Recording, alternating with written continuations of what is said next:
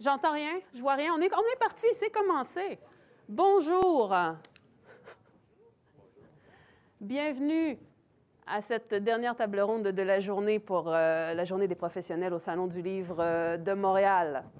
Je m'appelle Catherine Lalonde. Je suis à temps plein journaliste au Devoir, à temps partiel poète aux éditions du Cartanier et à temps très partiel animatrice pour le Salon du livre de Montréal, qui tient aujourd'hui cette table ronde sur pénurie de papier, retard d'impression, de livraison. Comment les acteurs s'organisent-ils face à ces défis? On peut résumer le problème très facilement. L'édition québécoise est en boom. C'est merveilleux. La pandémie crée des manques un peu partout. C'est peut-être un peu moins merveilleux. Et nous avons autour de la table des représentants de presque tous les maillons de la chaîne du livre. Il nous manquerait un diffuseur-distributeur, mais on va pouvoir faire le tour quand même de ce jeu de dominos qui, je pense, affecte tout le monde, à moins que nous trouvions quelques personnes ou organismes qui y échappent. Autour de la table, j'ai Stéphane Abraham, directeur régional des ventes chez Roland, qui travaille en papier depuis très longtemps, en fait, et en fourniture. Stéphane a travaillé, M. Abraham a travaillé chez Pilon, chez Roland, chez Cascade, chez Paperlinks. Oui, chez Cascade encore, en conversion de carton plat. Depuis 2015, directeur des ventes, papier fin et papier sécuritaire pour les Roland. C'est bien ça, Stéphane? Exact. Je vous pose chacun une petite question pour ouvrir le bal, juste pour entendre vos voix un petit peu plus. Est-ce que c'est au niveau du papier que le manque est le plus grand présentement, selon vous? Est-ce que c'est vous le premier maillon de la chaîne de pénurie du livre québécois? Bien, dans les faits, la réponse est oui, mais c'est dû à plus des problèmes de logistique, sûrement. Parce que le papier québécois ou le papier au Canada, il y a 2 usines, ça n'a pas changé. Mais il y a quelques usines. Mais disons que dans ma catégorie, il y a 2 usines. Nos capacités sont les mêmes. On roule à pleine capacité. Le niveau de tonnage est pas mal le même délivré aux Québécois ou aux Canadiens. Mais qu'est-ce qui manque? C'est du papier qui vient de l'extérieur. Puis c'est dû beaucoup au manque de containers ou de logistique à travers le monde, là, comme vous avez dit quelques minutes Vous fournissiez avant, vous fournissez plus maintenant, parce qu'il faudrait que vous fournissiez tout le monde, si je comprends bien. C'est-à-dire que certains imprimeurs ne peuvent plus se fournir de l'exportation. Alors maintenant, ils prennent tous les papiers locaux, que ce soit canadiens ou américains. Alors, il y a une surdemande sur la production nord-américaine. Certains imprimeurs, Serge Loubier. C'était pas mal certain. Tout d'un coup, hein, c'était comment dire, c'était assez facile de faire cette transition. Président, chef de la direction de Marquis. Je ne savais pas, Serge, que vous étiez diplômé en littérature de l'Université du Québec. Moi non plus. Pour vrai? Non, non, je m'en souviens. C'était à l'UQAM, mais je m'en souviens quand même. Et chez Marquis depuis 94? Hein? Oui. Qu'est-ce qui vous manque le plus, vous, du côté de l'imprimerie? Du côté de l'imprimerie, ce qui nous manque le plus en ce moment, c'est le papier couché. Ouais. Si je veux rester dans... Parce qu'il y a bien des affaires qui me manquent, moi, mais je vais parler juste du papier pour aujourd'hui. D'ailleurs, je salue ton éloquence, Catherine. J'avais jamais remarqué que tu étais aussi bonne animatrice. Je t'ai lu quelques fois, je t'ai entendu au téléphone, mais je trouve que... On s'en reparle à la fin, si jamais. C'est sûr? Tu veux pas qu'on élabore là-dessus? Parce que, Non. Mais bon, en fait, le papier couché, c'est un peu comme ce que vend notre collègue ici, Stéphane. C'est un papier offset qui a été flatté bien longtemps pour devenir doux et lustré. Ce papier-là, il ne se fait plus au Canada. Donc, nous, ça nous pose des problèmes d'approvisionnement sérieux en ce moment, notamment pour nos albums de finissants où on n'a pas de papier pour la saison qui arrive. Le papier qui devait arriver d'Europe, j'ai appris hier qu'il y a un papier que j'avais commandé au mois d'août pour une livraison en février pour imprimer mes albums de finissants en mars, va arriver en juin si tout va bien. Oui. Mais en juin, ils sont finis de livrer, mais d'habitude, mes albums. Donc, ça, c'est un type de problème qu'on vit. Chez Marquis, on a décidé à une certaine époque d'acheter le plus possible et majoritairement du papier québécois. Oui. Donc, on achète de Résolu, de Roland et d'Antar Windsor, ça nous protège un petit peu avec grâce à nos allocations qu'on a avec ces moulins-là. Mais des moulins comme mon collègue ou d'autres, si moi, j'ai pas de papier, c'est parce qu'ils le vendent à d'autres. C'est pas parce qu'ils n'en ont pas. Stéphane, j'espère que vous êtes prêts. Non, on y revient. Angèle, gardez-vous des cartouches, Serge. Garde-toi des cartouches. On a dit qu'on se tutoyait, hein? C'est difficile. Angèle Delaunoy, fondatrice, éditrice aux éditions de l'Isatis, auteur aussi très prolifique pour la jeunesse et, j'aime pas ça dire pour les adultes, auteur pour la jeunesse et auteur pour les adultes. Angèle, est-ce que vous devez ajuster vos façons de travailler? On a déjà ajusté nos façons de travailler. On s'est regroupés. On est tout un groupe d'éditeurs actuellement qui faisons des albums cartonnés. Donc, moi, personnellement, je trouvais que c'était idiot de sortir un livre sur l'environnement et d'aller le faire imprimer en Chine. Ça, c'était hors de question. Donc, j'ai pris l'initiative de rameuter, c'est le mot, plusieurs éditeurs. Au début, on était 4, maintenant on est 12, 13, 14, je pense. Et on s'est tous regroupés pour publier à date fixe avec peut-être moins de formats qu'on en avait avant. Mais pour le moment, ça fonctionne bien. Évidemment, notre problème actuel, ça va être les réimpressions. Oui. Parce que si on a un livre qui décolle à fond de terrain, on n'est pas sûr de pouvoir le faire republier à des coûts corrects. Parce qu'évidemment, nous, notre marge bénéficiaire est très mince. Oui. Chaque livre cartonné, le premier tirage ne fait jamais ses frais. Mm-hmm. Donc, on fait un peu nos sous sur les réimpressions. Réimpressions qui sont très difficiles présentement à gérer. Voilà, très difficiles à gérer. Kevin Cordeau, Éco-Société, directeur de production? Responsable de production. Responsable, pardon. Oh, directeur. Non, responsable de production. Directeur de mon, oui. Je suis tout seul dans mon département. Vous êtes-vous retrouvé chez Éco-Société à découvert, justement, suite à des problèmes de réimpression ou des retards depuis la pandémie? Je pense qu'on a été chanceux quand même dans l'année. Il n'y a pas eu de grands problèmes. Nous, on fait surtout de l'essai, donc imprimer seulement en noir sur des formats assez réguliers, fait que c'est assez facile. Si on passe beaucoup dans les réimpressions, effectivement, parce que les nouveautés, on les prévoit assez d'avance pour voir venir, disons, mais les réimpressions, on les voit généralement pas vraiment venir d'avance, en tout cas pas autant que les nouveautés. Mais on fait aussi de la BD, des guides pratiques, un peu plus grand format en couleur, ou en 2 couleurs, ou en 4 couleurs. Ça, c'est un peu plus complexe, disons, à produire. Puis souvent, ça demande des tirages un peu plus importants que des essais classiques. Fait que c'est vraiment là que ça a été un peu plus difficile. Mais ce qui est vraiment important dans notre travail aussi, c'est d'être en contact constant avec nos représentants chez les imprimeurs, justement, pour planifier ce genre de choses-là. Puis là, cette année, ce qui était vraiment mis de l'avant, c'était que les délais allaient être beaucoup plus importants. Fait qu'il y a une bande dessinée mégantique, Un train dans la nuit, qu'on a publiée au mois d'août. L'impression, elle s'est passée en juin. Et déjà, au mois d'août, avant même que le livre paraisse en librairie, on avait déjà une réimpression de planifiée. Ça ne veut pas dire qu'elle allait se faire, mais si je me rappelle bien, j'avais jusqu'à la mi-septembre pour dire si on le faisait ou pas. Finalement, on l'a fait. Je pense qu'on a imprimé à 5 000 exemplaires le premier tirage. On a fait peut-être un 3 ou 4 000. La réimpression, elle vient juste d'être livrée, justement, chez notre distributeur. Puis une chance qu'on l'a fait, parce qu'on serait tombé. Mais il a fallu...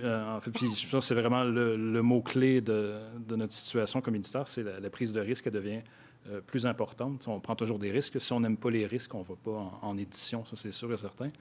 Là, il faut les prendre encore plus d'avance qu'avant. Puis c'est ça, comme là dans ce cas-ci, il a fallu que je planifie, que je signe une réimpression avant même que le livre arrive en librairie. Mm-hmm. Ça a l'air bizarre de faire ça, mais on ne sait jamais. Peut-être que 5 000 exemplaires, ça aurait été suffisant. Donc, il fallait quand même assurer nos arrières par rapport à ça. Mais là, une chance qu'on avait planifié cette réimpression-là, parce qu'on en a besoin pour Noël, justement. Mm. Éric Simard, libraire de carrière, éditeur, ex-éditeur chez AMAC, président de l'Association des libraires du Québec, oui? Oui. Bien sûr, comme libraire, j'imagine, les retards vous affectent, mais de ton point de vue de libraire, est-ce que les lecteurs, selon ta perception, sentent l'impact de la pénurie dans la production du livre québécois présentement? Ben, ils la sentent, puis vu que c'est médiatisé, là, c'est sûr qu'ils ont des peurs, là, la pénurie de papier. C'est pas de ma faute. Mais je trouve ça bien. Là, c'est sûr que ça envoie comme une drôle d'image à la clientèle, mais je trouve ça bien que les clients le sachent parce que nous, on fait de l'éducation beaucoup quand même, là, sur le terrain. On leur dit, tu sais, depuis le début de la pandémie, tu sais, je trouve que là, on donne trop d'emphase sur la pénurie de papier parce que là, c'est juste une conséquence de ce qu'on vit depuis 1 an et demi. Donc, c'est nous qui, vu qu'on a la demande, on pousse tout le reste de l'industrie à réagir. En fait, c'est la gestion du succès en ce moment qui est difficile pour tout le monde. Nous, au début, c'était de s'adapter aux commandes postales. Là, c'est niaiseux, là, mais on n'était pas équipés. Donc, les problèmes que vous avez, nous, on a eu d'autres problèmes en librairie, mais là, on est vraiment adapté aux commandes postales.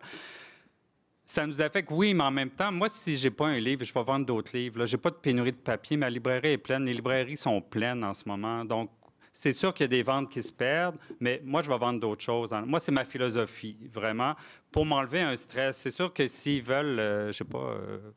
mettons la bande dessinée qui est plus disponible, puis je ne l'ai pas, bon, c'est sûr qu'ils peuvent l'acheter ailleurs. Mais là, ce qui est bien avec les libraires.ca, nos inventaires sont en ligne. Donc, si moi, j'en ai plus, le client va le trouver dans une autre librairie. Donc, c'est peut-être pour ça aussi que ça affecte positivement les éditeurs, que vos tirages se vendent. C'est qu'à un moment donné, il y a un réseau là, où on peut les vendre. Les clients peuvent les trouver facilement plus qu'avant, là, grâce à ça, grâce au commerce en ligne. Mais je trouve que ça tarde un peu. On dirait que, tu sais, la gestion du succès, à un moment donné, je ne sais pas si on doit penser aux réimpressions plutôt qu'au premier tirage.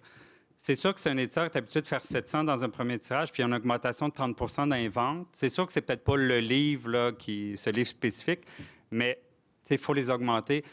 C'est un phénomène nouveau que l'Office est tout placé en librairie pour le Québécois. Donc, moi, si je vends, je ne sais pas, les 12 copies que j'ai commandées, puis il n'y en a plus, là, c'est sûr là, que je suis pénalisé parce qu'il faut que j'attende. Puis là, s'il y a des libraires qui surstockent pour ne pas en manquer, là, il y a comme un cercle vicieux. Donc, on est plusieurs à ne pas vouloir tomber dans le surstockage, mais il y en a qui tombent dans le surstockage. Je comprends les deux. Moi, on parlait de prise de risque. Moi, je prends le risque de maintenir un peu ce que je pense que je vais vendre, mais... c'est qu'à un moment donné, on fait des prénotés, là, on rencontre les représentantes, c'est pas pour rien. Mais moi, il y a plein de titres qu'avant, je commandais à 12, que je commande maintenant à 24. J'ai beaucoup d'offices qui ont doublé, puis je suis une petite librairie, là, c'est même pas 700 pieds carrés. On imagine, là, 250 points de vente. Fait que c'est pas des mauvais chiffres qu'on envoie aux éditeurs dans nos prénotés, parce que... puis même que... des fois, mon 24, je le vends puis je le recommande. Fait que la demande est vraiment là. Donc, c'est ça. On a peut-être tardé à s'adapter pour les premiers tirages. Serge Loubier, est-ce que augmenter les premiers tirages serait vraiment la solution? Puisque je crois comprendre qu'il y a bouchon de toute façon en temps de presse aussi. Moi, je trouve que d'augmenter les tirages, c'est une excellente idée. Oui? Excellente idée. Jusqu'à quel point faudrait-il les augmenter? Autant qu'ils peuvent. Autant qu'ils peuvent. Oh, mais je suis imprimeur. C'est sûr que si augmente les tirages, moi, ça me va. Il y a comme un jupon qui dépasse. Ben, c'est ça. Là. Je ne sais pas si vous devriez le demander à moi parce qu'il y a des conséquences à augmenter les tirages, mais c'est pas chez nous. C'est chez l'éditeur, par exemple, qui, lui, il doit se les prendre, les retours. Oui, mais en même temps... moi, plus vous en faites, plus je suis heureux. C'est certain. Puis... laisse-moi reposer la question. Est-ce que diminuer le nombre de réimpressions, plutôt, pourrait aider? Ça va aider l'éditeur, effectivement. Oui? Oui, parce que la réimpression, elle est subite, non planifiée. Et c'est cette portion-là qui est difficile à gérer dans une entreprise comme la mienne où, en ce moment, on travaille sur plusieurs mois et la réimpression, on a besoin dans plusieurs jours. Donc là, on a un problème de... Ça ne marche plus dans les calendriers. Ça marche moins bien. Il y a des gens dans la salle qui nous connaissent. Là, il y a des ententes qu'on a signées avec certains éditeurs, des unités par mois, par exemple, ou des choses comme ça qui font qu'ils vont tasser une nouveauté de 2 semaines pour changer de mois, puis ils vont passer à réimpression. Et il y a tout un mouvement comme ça. Et nous, on essaie de servir les gens du mieux qu'on peut, mais c'est certain que c'est là qui est le problème. Gérer le succès, c'est bien dit. Là. Notre collègue l'a dit tantôt, c'est Puis je pense que c'est peut-être pareil pour vous. C'est quand il arrive cette réimpression-là que c'est difficile. Autant pour nous que pour l'éditeur qui se fait dire qu'il va l'avoir à la fin février, alors qu'il aimerait ça d'en avoir avant Noël. C'est plus difficile pour eux. Là. Stéphane, qu'est-ce que les éditeurs, les imprimeurs pourraient faire pour aider la situation, mettre la main sur des lots de papier, s'assurer qu'ils n'ont assez? Quelles sont les pistes de solutions présentement? Est-ce que des éditeurs comme le groupe qui s'est regroupé pour l'imprimerie pourraient, par exemple, acheter directement du papier chez vous pour le sécuriser, en quelque sorte? Bien, au Canada, ce n'est pas une méthode qui se pratique et ça ne va pas plus le sécuriser parce que le système est déjà établi. Ce n'est pas le système qui ne fonctionne pas, c'est la capacité. C'est pas compliqué, mais sauf qu'on a des méthodes sans vouloir modifier le système, de se parler, que ce soit justement avec le regroupement des éditeurs, de s'assurer que l'imprimeur qui place ses commandes loin dans le temps. C'est vraiment une gestion, puis elle n'est pas si risquée parce qu'il n'y a pas de pénalité à canceller ses commandes tant qu'ils ne sont pas produits. Okay. Alors, les moulins sont plein, mais sauf que tant que c'est pas produit, on donne une certaine liberté à nos partenaires là, de pouvoir modifier ou de canceller. Alors, ceux qui réussissent à planifier sont beaucoup moins affectés. Ceux qui ne peuvent pas, puis c'est pas tout le temps facile, là, peuvent, surtout si on parle d'un tirage, s'il y a une demande d'un tirage supplémentaire, l'imprimeur doit gérer avec l'inventaire qu'il a planifié, puis ça revient un peu à ce que Serge a dit. Est-ce que tu prends le papier pour un retirage ou tu le gardes pour celui qui est déjà planifié la semaine d'après? Parce que les tonnages, nous, on les garantit dans notre marché, puis même avec un surplus. Je fais attention avec Serge, parce que tantôt, il m'a fait une flèche, mais ça reste mon client, alors je vais rester gentil. Mais tout ça pour dire, c'est que les tonnes de Marquis, qui est un très bon partenaire, parce qu'ils ont été innovateurs aujourd'hui. Ça fait pas la gentillesse, là. Mais non, mais s'il y a du papier québécois, développement durable, c'est parce que Marquis a plus qu'une décennie embarqué dans des programmes d'inventaire avec Roland. Alors, il gère ses inventaires et si ses clients sont programmés avec eux, ils peuvent avoir du papier. Mais s'ils en prennent plus que 2019, oublions 2020, la COVID, ce n'était pas une référence pour tous les imprimeurs, mais si on prend une année 2019 qui est une année stable, pas d'augmentation, l'offre et la demande étaient pas mal égales. Nous, avec Marquis, on leur garantit les mêmes tonnes, les mêmes plus, mais il faut qu'ils soient cédulés. Puis quand ils sont cédulés après ça, bien, c'est les éditeurs qui placent leurs commandes avec Marquis ou avec les autres groupes d'imprimeurs et qui doivent s'assurer que le papier est disponible pour eux. Mais ça, c'est une gestion compliquée et stressante et avec en fait, on est au beaucoup début d'imprévus. du problème. Hein? On est au début Oh, du oui, problème. puis oui. Vraiment au début, là, ça va oui, être 2010. 10 fois pire Ça va dans s'empirer? 3 mois. Là. Bien, nous, Ça va empirer. Nous, Ah oui, moi, je commande mon papier pour octobre chez eux. nous, notre production, on pense que d'ici Noël 2022, l'usine va être à pleine capacité. Donc, elle va être finie. Elle ne prendra plus de commandes. Lui, à Noël, il ne prend plus de commandes l'année prochaine, d'après moi. Là. Quand on dit on prend s'il y a plus de une commandes, on a réimpression, pris là, toutes le les papier, commandes qu'on livre, mais on n'en rajoute pas. C'est clair. OK. Ouais, c'est ça. Donc, Et nos compétiteurs vivent le même genre d'exercice. La mâchoire me tombe un peu. Ouais. non, Ouais. Donc, comment penser l'édition? Mais que ce soit Marquis ou nos autres partenaires, dans ces tonnes-là qui sont déjà toutes prévues, ils ont leur allocation, ils ont Ouais. des tonnes pour faire le même nombre de livres qu'en 2019 et plus. Donc, il faudrait que la croissance des ventes de livres québécois cesse. non, parce qu'en fait, on a quand même prévu une croissance. Oui. C'était une boutade. Ouais. OK, Nous, on a mais regardé parfait, l'année c'est passée. prévu déjà, d'accord. On a mis 12-13 de plus. On Puis s'est nous trompé, aussi. mais c'est mieux que rien. Puis, donc, tous les éditeurs qui font affaire avec nous, ceux qui ont imprimé l'année passée, on a fait plus 12-13 puis on a commandé chez eux. OK. Exact. Donc, Là, aujourd'hui, je pense que c'est fini, octobre, là, on va commander novembre. Ouais. Ça demande quand même à mon équipe des ajustements. Là. Tu sais, ils commandent, c'est loin. Là. Ouais. Pas qu'ils se trompent. Ils sont craintifs un peu, nos Oui, filles. c'est une gestion. Tu sais, c'est beaucoup d'argent aussi. Là, Ouais. tu sais. Tu commandes 10 mois d'avance. Éric a nommé le problème en partant, c'est-à-dire qu'un des aspects qui rend ces problèmes de production dramatiques, c'est la date d'office, la date de sortie, qui, en fait, effectivement, comme c'est pas un milieu c'est pas un marché de chirurgie cardiaque, n'est pas si dramatique, sinon en termes de marchandisation et de médiatisation. Je regarde les deux éditeurs au bout de la table. Faut-il repenser cet aspect mise en marché ou s'il est encore essentiel de sortir un livre à date fixe prévue? C'est important pour notre budget, pour savoir quels sont les fonds qui vont rentrer pour équilibrer nos rentrées d'argent. C'est sûr que si on repousse une date de mise en marché, on est payé 90 jours plus tard, nous. OK. Alors ça a un impact énorme. Donc on essaie de les... Nous, dans notre regroupement, on a 4 dates par année Oui. où on doit avoir la discipline de mettre tous ensemble nos projets. Oui. On les envoie à l'impression, on les reçoit de façon échelonnée et on les met en marché presque tout de suite, mais on travaille avec un distributeur, donc le distributeur, lui aussi, il a besoin de savoir Et de prévoir. quand est-ce que ce livre-là va sortir, surtout s'il va y avoir, pour les auteurs qui sont très médiatisés. Ça, c'est sûr que c'est hyper important. Par exemple, on a un auteur qui passe à Tout le monde en parle. Je donne un exemple comme ça. Il annonce son livre. Si son livre n'est pas sur le marché le lendemain matin, Ça va pas du tout. ça va pas du tout. On n'a pas le choix. Donc, pour l'instant, pour vous, Alisatis, c'est pas pensable de jouer dans un calendrier qui serait plus mobile. On peut jouer peut-être 2 ou 3 semaines, mais pas beaucoup plus.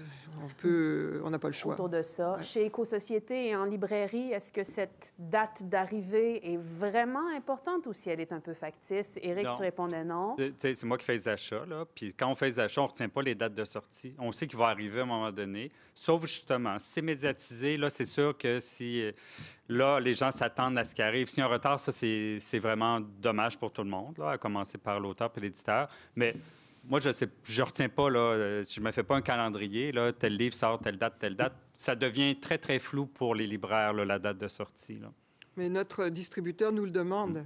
Oui, non, Quand mais est-ce je que ça va comprends. sortir, Je comprends. bon. Mais quand il y a quand c'est pas justement quelqu'un de médiatisé puis que ça sort 2 semaines après, on s'en rend même pas compte, là, nous autres, là. Kevin, chez Éco-Société? Je suis tout à fait d'accord avec ce que vous venez de dire aussi. Puis c'est ça, quand c'est pas un auteur qui est très médiatisé ou c'est pas un sujet vraiment d'extrême actualité, de toute façon, on fait pas un livre en un mois. Là, fait qu'on fait pas des livres tant que ça d'actualité. Mais il y a moyen de jouer avec cette date-là. C'est rare qu'on a bougé cette date-là chez nous. C'est sûr que c'est pas nécessairement coulé dans le béton, mais nous, c'est vraiment, c'est intégré, là, l'office comme tel. Fait que nous, ça organise la production aussi. On fait une dizaine de titres par saison. Fait qu'on les produit pas tous en même temps. Les éditeurs travaillent pas sur tous les projets en même temps. Fait que ça organise vraiment les différents échéanciers de cette façon-là. C'est vraiment, on travaille, on appelle ça le rétro-planning. On travaille à partir de la date d'office qu'on a prévue, puis on organise le travail de cette façon-là. Puis ce qu'on avait commencé à faire même avant la pandémie, puis une chance, c'est qu'on avait ajouté un peu de temps alloué à la production. Donc, on était prêt pour l'envoi à l'impression un peu plus d'avance que la date limite pour arriver à livrer à temps pour l'office. Là, il a fallu en ajouter pendant la pandémie. C'est correct. On était déjà alignés sur cette track-là.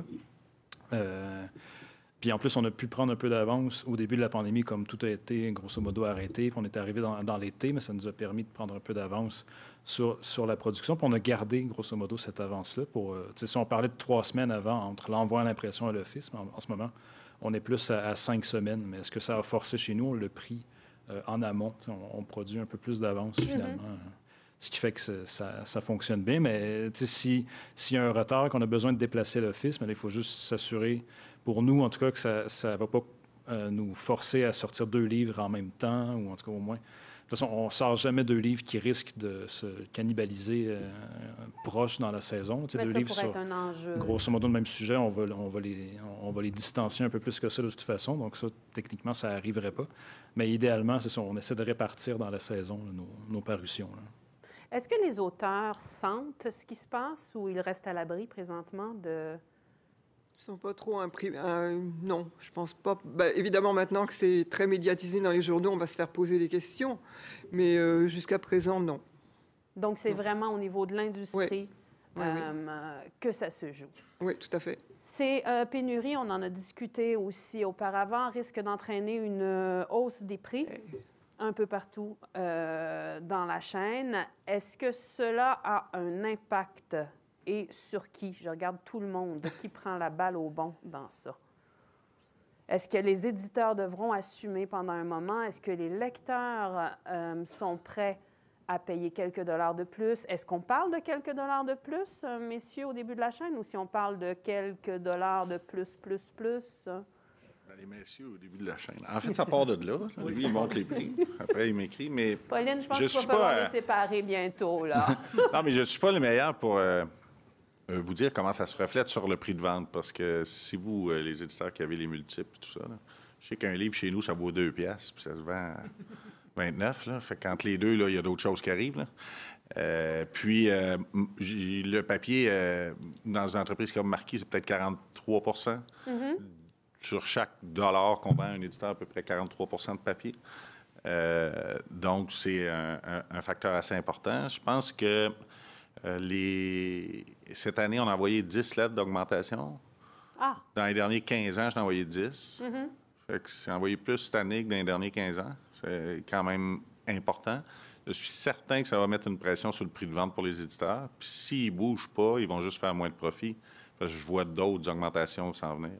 Donc, il y a certainement un prix de vente qui va être obligé d'être revu ou une contraction, si vous réussissez à convaincre le distributeur, parce que j'ose pas dire le libraire, mais le distributeur de baisser ses coûts. Mais je pense que la chaîne du livre a tout avantage à augmenter le prix de vente du livre un petit peu avec ce qui se passe en ce moment, parce que tout le monde marche à pourcentage. Hein. Fait que lui, il va faire un peu plus d'argent, le distributeur aussi, tu sais. Oui, puis nous, on s'adapte. Là. Ben, c'est ça, mais c'est pas... Je pense qu'on est rendu là, à moins que vos profits soient extensibles et compressibles aisément. Mais nous, on va vendre les livres plus cher parce que le papier coûte plus cher. C'est ça. En librairie, ça commence légèrement, pas les nouveautés, mais les réimpressions. Mettons, une réimpression en poche va augmenter, mettons, d'1 piastre. Là, ça commence, mais c'est les premiers signes. Là. J'ai hâte de voir ce que ça va donner.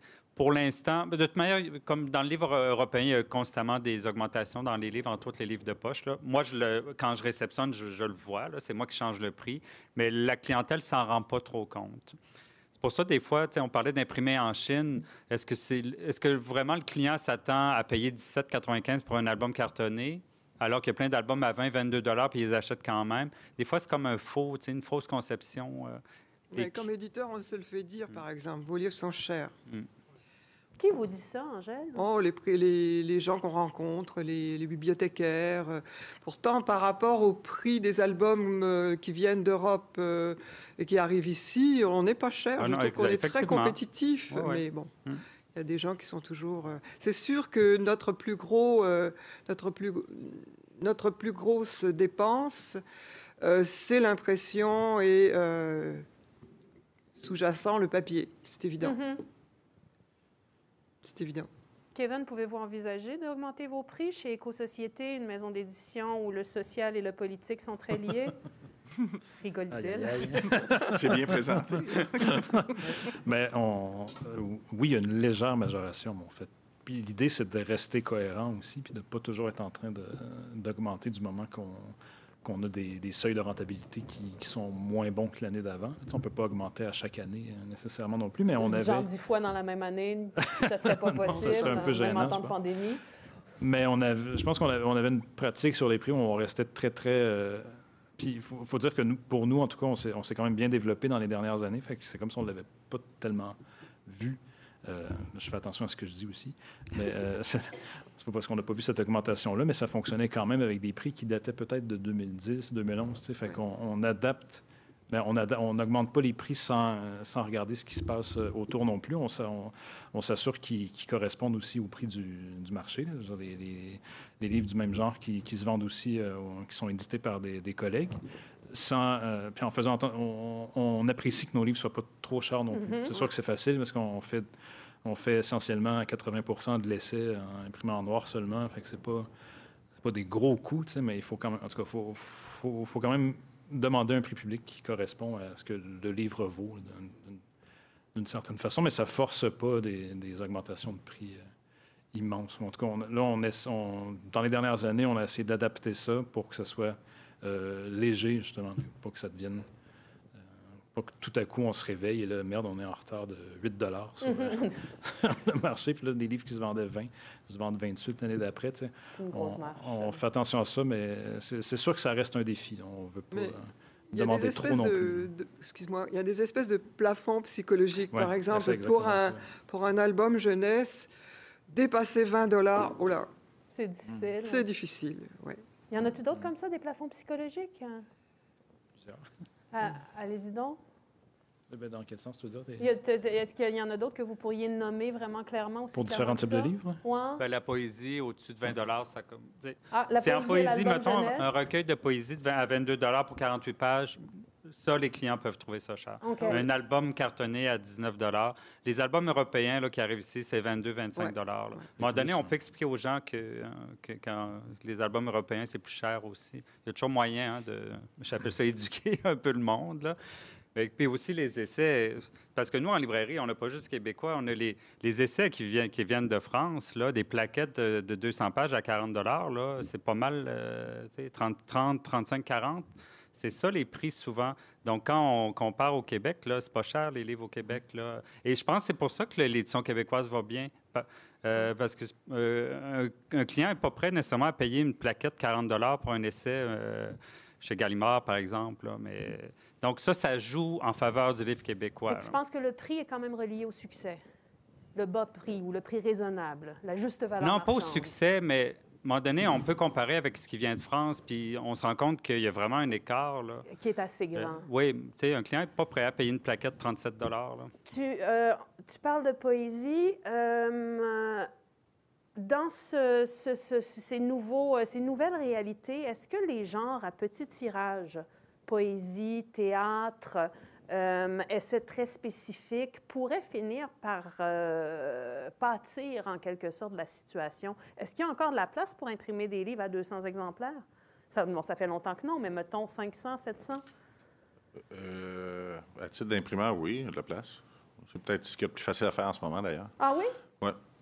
Ouais, on a des équipements qui sont adaptés à ça, des équipements numériques rotatifs là, qu'on a à Montmagny qui sont adaptés à ça. Puis en fait, si le Journal de Montréal, par exemple, est à 80 de papier, bien, un livre à très court tirage comme ça, il est peut-être à 30. Donc, même si le papier augmente, l'impact est moins grand sur un petit tirage qu'un grand. C'est parce que le pourcentage de papier augmente avec le tirage.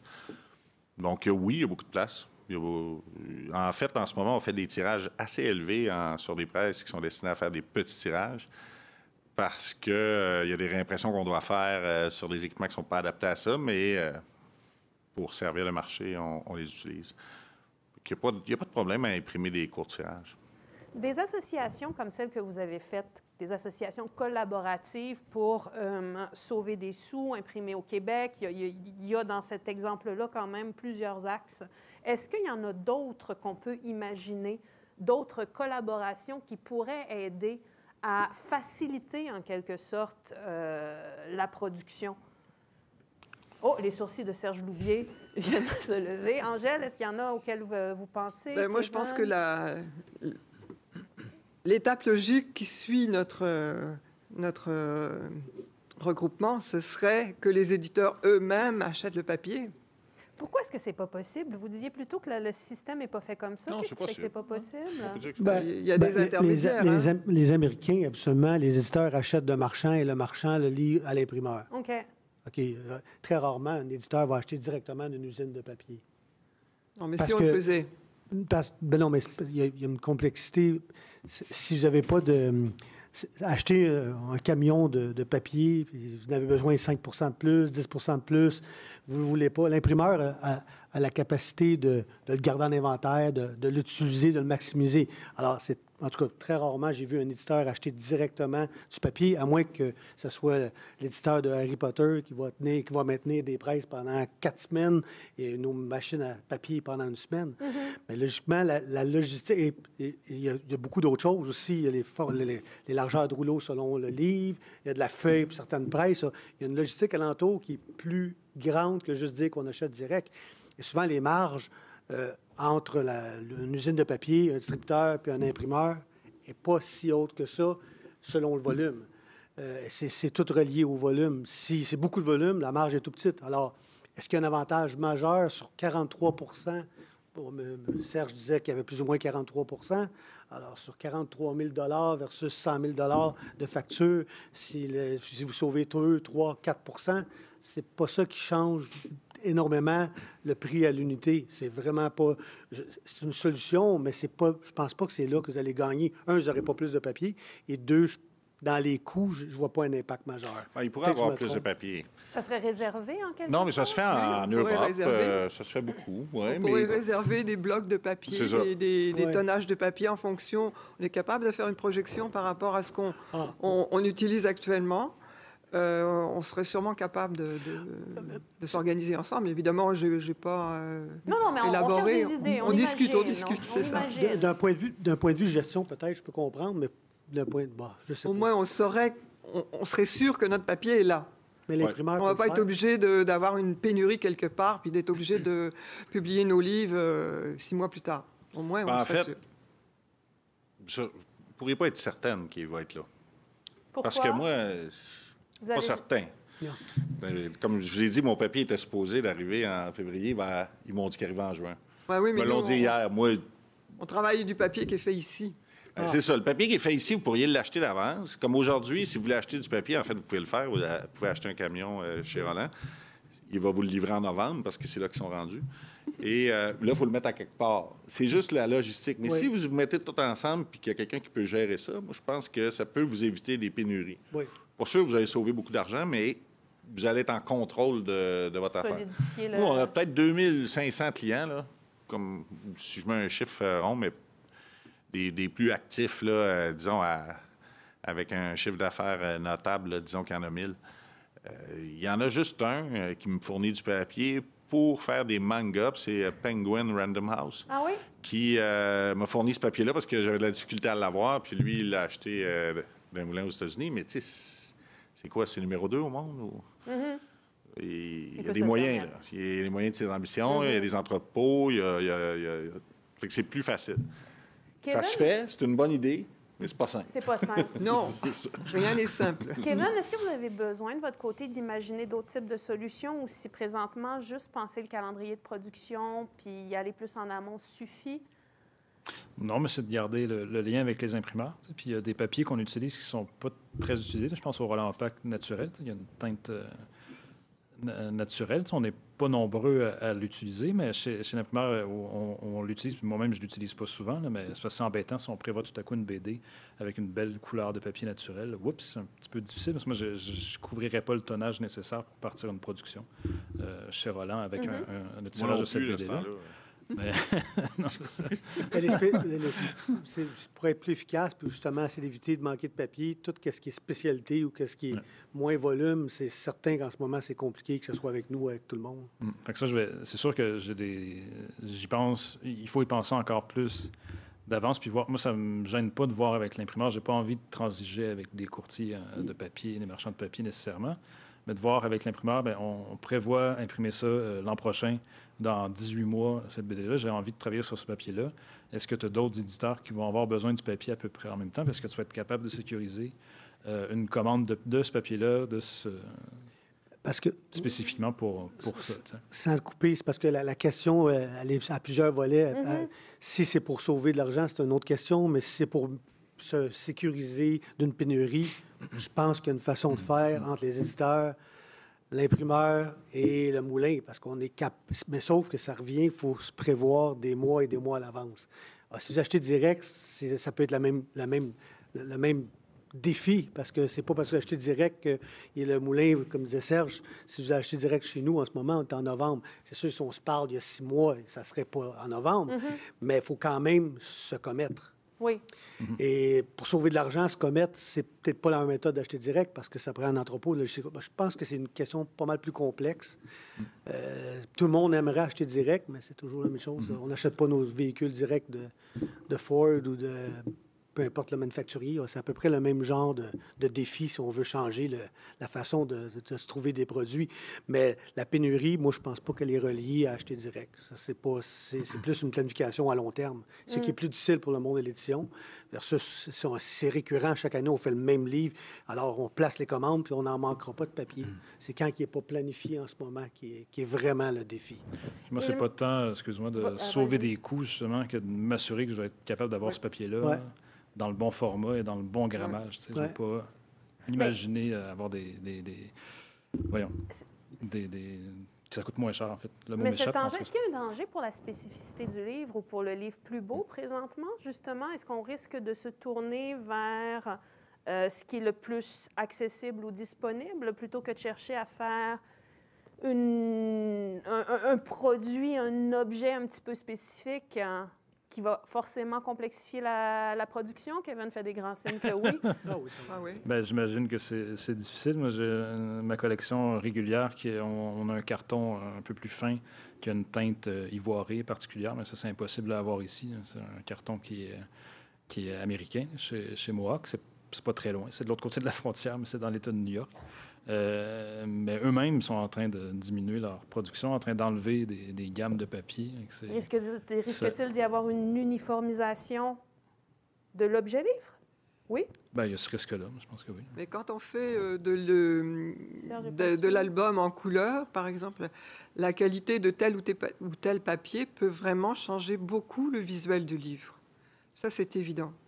Donc, on est habitué, on a exigé d'avoir certains papiers et puis on veut continuer sur ces papiers-là parce qu'on est sûr que sur ce papier-là, les couleurs vont sortir correctement, les nuances vont être belles, alors que sur un autre papier, plus blanc ou plus gris, ça va sortir n'importe comment, ça ne sera pas beau. Mm-hmm.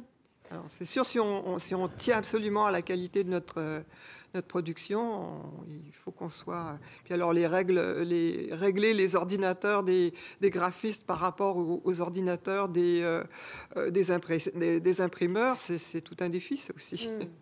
On poursuit cette conversation, on a besoin de la poursuivre, mais j'ouvre la période de questions.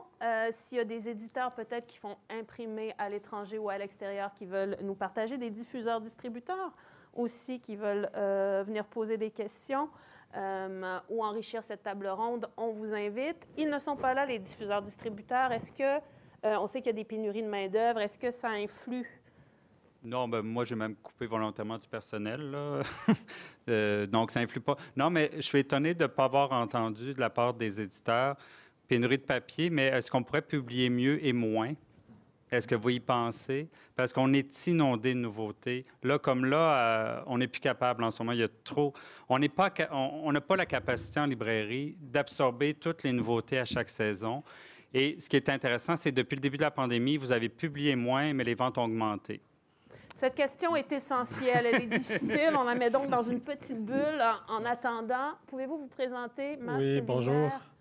Mon nom est Martin Lavoie. Je suis vice-président à vente pour les cartons Calima, donc fournisseur de marquis. Bonjour, M. Lavoie. Vous parliez, M. Loubier, des invendus. Dans un contexte de pénurie de papier, ça me semble être un crime de devoir avoir des livres qui ne sont pas vendus. Que pensez-vous de l'impression sur demande?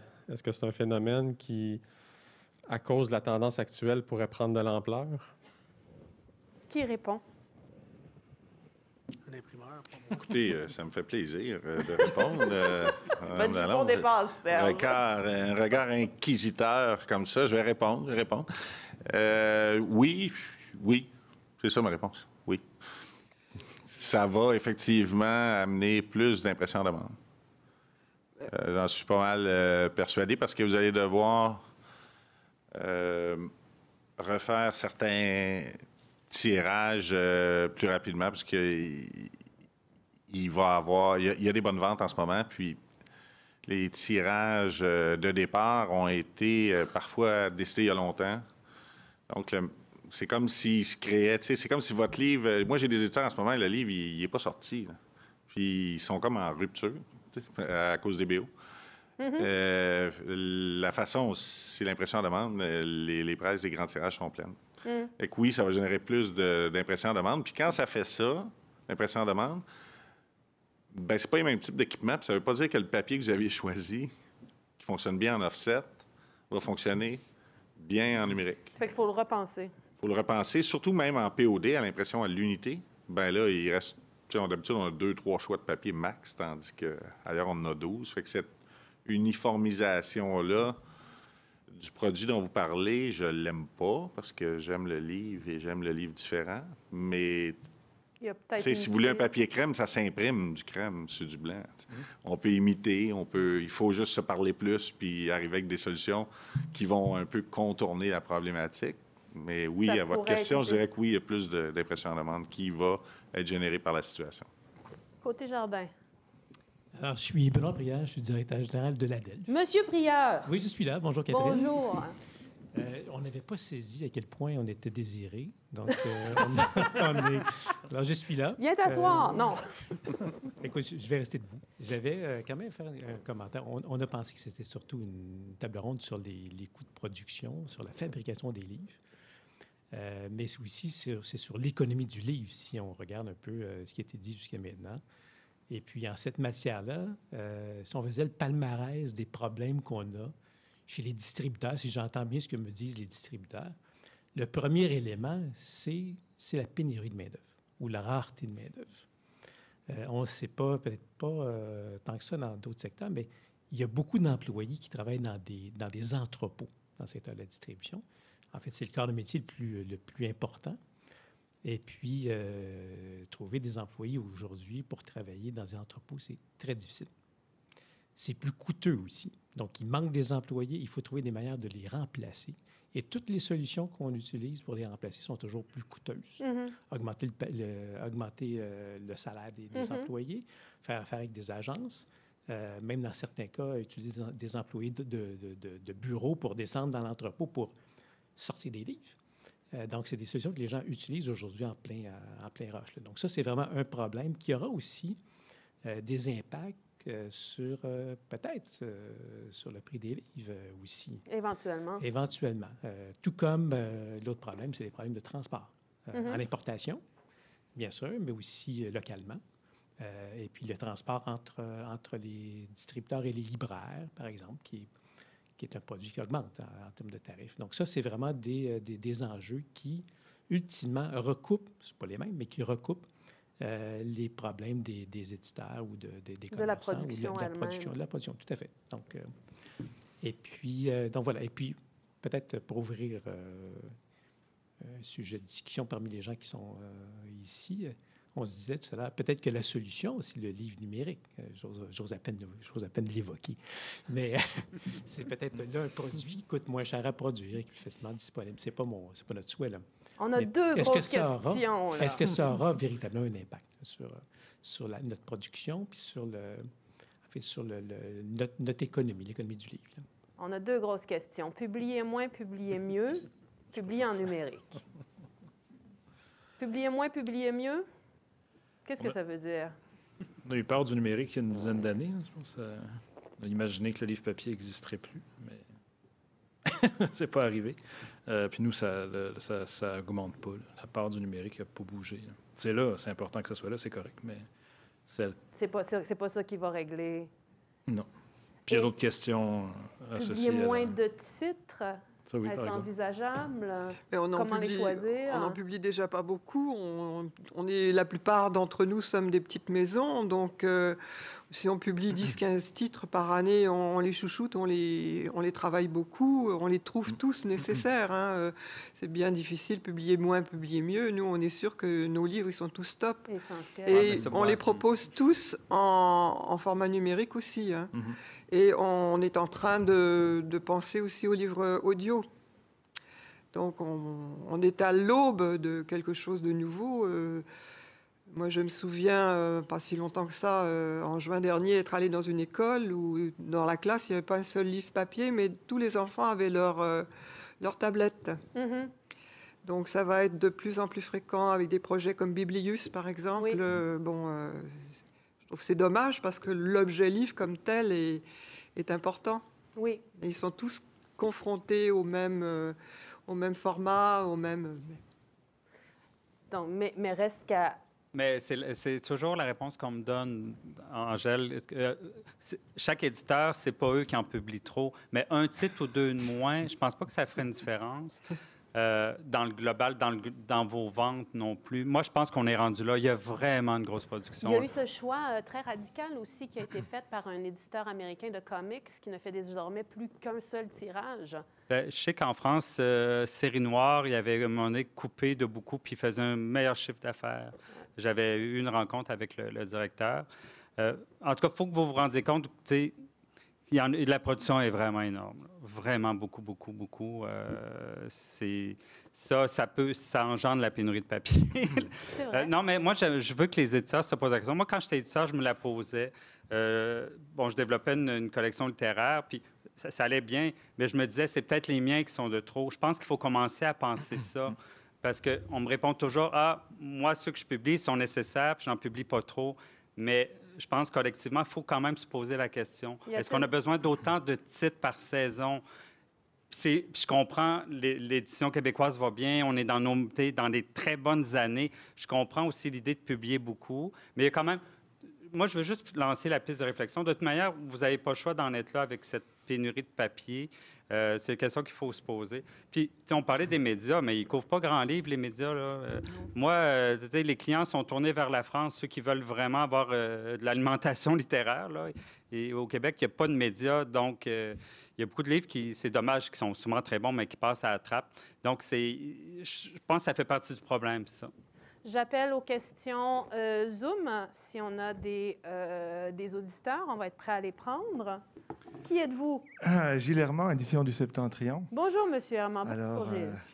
l'ancien patron d'Éric quand il dirigeait ANAC. Je ne pouvais pas rester insensible à la question publiée au slogan d'Alto. Hein, je pense qu'il l'a bien trouvé, son slogan, publier moins, publier mieux. Ah, c'est ça. Mais c'est une question complexe qu'il faut qu'on se pose tous, c'est comment sortir de ce que j'appelle la tyrannie de la nouveauté. Oui. Parce qu'on est poussé aussi à produire plus, parce que les livres disparaissent tellement vite des tablettes poussées par d'autres, mais c'est une espèce de roue qui se nourrit d'elle-même. Et ça, c'est compliqué. Puis effectivement, quand est arrivé le premier confinement et qu'on a arrêté tout le monde, notre production, en se disant, bon, c'est pas trop ce qui arrive, bang, on met un frein tout de suite et puis on regarde aller. Finalement, la production a repris assez rapidement.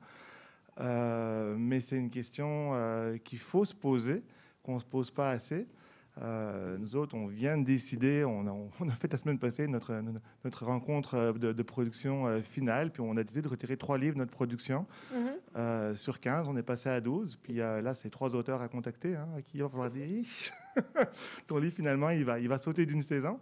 Mais oui, je pense qu'il faut qu'on le fasse. Puis réduire les tirages, moi, la crainte que j'ai surtout, c'est de surimprimer aussi. On parle de surstockage en librairie, mais de surimprimer, je ne suis pas sûr que c'est non plus une meilleure solution. Augmenter les tirages, bon, je comprends que Serge Loubier est content, mais je ne suis pas sûr que non plus c'est une si bonne idée que ça, d'augmenter les tirages, d'augmenter le transport, d'augmenter l'entreposage.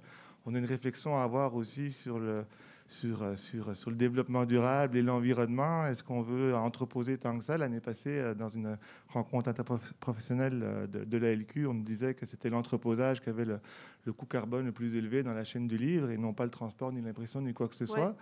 Donc, est-ce que augmenter les tirages, c'est vraiment aussi une si bonne solution?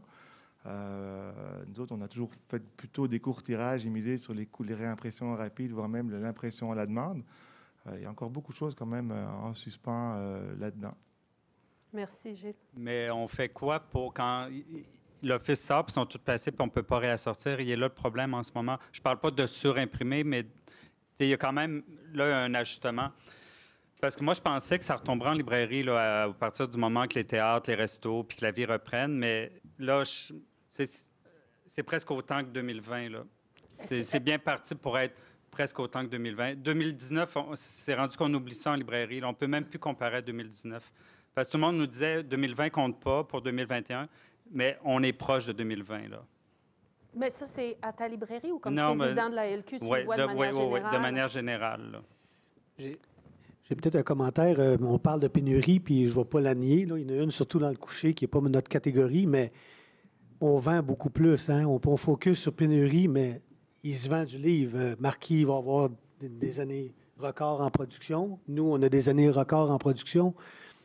Oui, on cherche du papier, mais c'est pas parce qu'il y en a beaucoup moins qui rentrent dans certaines catégories. Le défi, comme disait Serge, il s'en vient parce que ça a créé des boules de neige dans plein de systèmes. Mais le problème n'est pas relié juste au papier. C'est vraiment, je vous le répète, c'est un problème de logistique. Et c'est un problème de qui est dans tout. Oui, c'est dans tout. Là. Alors, je veux dire, on peut focuser, puis malheureusement, on devrait célébrer le livre, parce qu'avant de parler de numérique, moi, je suis content d'entendre qu'il se vend 10, 20, 30 plus de livres cette année. Mais si on va en vendre 10, 20, 30 de plus en 2022, oui, il va y avoir un problème. Puis c'est pas relié juste aux capacités de production, c'est relié à un système de logistique mondial. Là. Je ne vous donnerai pas des exemples farfelus, là, mais ceux qui ont rénové des maisons peuvent comprendre ce que je veux dire. Oui, non, c'est ça, il y a un problème partout. Rapidement, mais, Éric. Je parlais des prénotés. Tu sais, c'est pas pour rien qu'on rencontre les représentants. Tu peux avoir une idée là, du placement en librairie quand la nouveauté sort. Peut-être, là, j'apporte une piste de solution. Peut-être travailler, peut-être... Tu sais, des fois, c'est 2-3 semaines avant que le livre sorte. Il y a peut-être moyen... Je ne sais pas si c'est un autre ajustement là, pour beaucoup d'éditeurs. Peut-être 2-3 mois à l'avance pour pouvoir venir. En tout cas, il y a peut-être quelque chose de plus large. Parce que c'est pas normal là, que tous les prénotés soient placés en librairie quand le livre sort au Québec. Avant, c'était les titres français. Là. Avant la pandémie, c'est les titres français, ils plaçaient tout en librairie, puis les réassortiments étaient compliqués. Là, ça prenait 2-3 mois. Puis oubliez ça après 2-3 mois. Les buzz sont courts en librairie. Là. Vraiment, là, moi, c'est de plus en plus court. Là. Donc là, il y a le même problème pour les titres québécois. Dès qu'ils sortent, ils sont tous placés, puis on ne peut pas réassortir. Il est là l'enjeu pour nous. Là. Donc, un problème de succès, un problème de gestion de croissance, un buzz court en même temps. Peut-être y a-t-il moyen de penser au fond à le faire revivre, on ne sait pas comment. Mais il revit grâce aux commandes numériques, comme le site Les Libraires. Les gens voient qu'on a du fond. Ils commandent des livres parce qu'ils trouvent à telle librairie. Le fond est très vivant en ce moment. Mais il reste à penser comment croître encore et envisager, souhaitons-nous-le, cette croissance presque comme un modus vivendi pour quelque temps, dans une période peut-être de pénurie. Je vous remercie tous. Éric Simard, libraire, président de la LQ, Kevin Cordeau, pas directeur de production chez Éco-Société, mais responsable, Angèle Delaunoy, fondatrice, vice-présidente éditrice à l'ISATIS, Serge Loubier, aux imprimeries Marquis, Stéphane Abraham, au papier Roland. Merci beaucoup. Merci à vous. Merci pour Ça a la été un tribune. plaisir. Merci à vous tous d'avoir été là. Je m'appelle Catherine Lalonde, je suis journaliste au Devoir. Ça a été un plaisir pour moi d'animer cette table ronde à la journée professionnelle du Salon du Livre de Montréal. Dernière table ronde de la journée, je m'en voudrais de ne pas souligner l'engagement de Pauline Guéguen à organiser ces tables rondes et la ferveur qu'elle y a mis pour vous, sachez-le. Merci beaucoup. Bon salon.